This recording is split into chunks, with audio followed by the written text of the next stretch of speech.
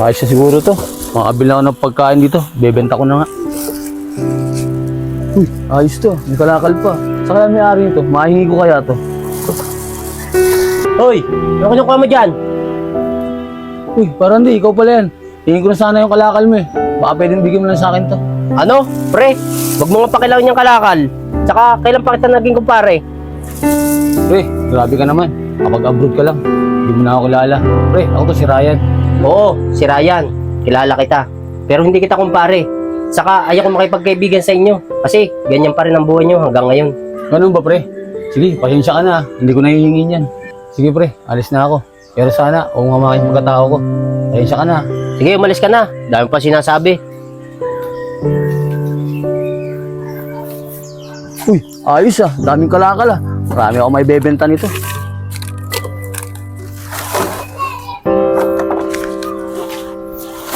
Hoy, ano ka ba? Nakabangga ka na. Tsaka yung dala mo, ang dumi-dumi ah. Ganyan talaga kayo mahihirap eh, ano? Palibasa, sanay kayo sa ganyan madudumi. Tsaka ang babaho nyo pa. Kami, hindi kami sanay sa ganyan.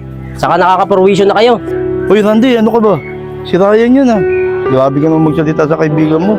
Kaibigan tay. Hindi ko na kaibigan yan tay. Tsaka ayaw ko makipagkaibigan sa mga ganyan. Habang buhay na silang ganyan, wala na silang pangarap. Uy, Randy, tumigil ka.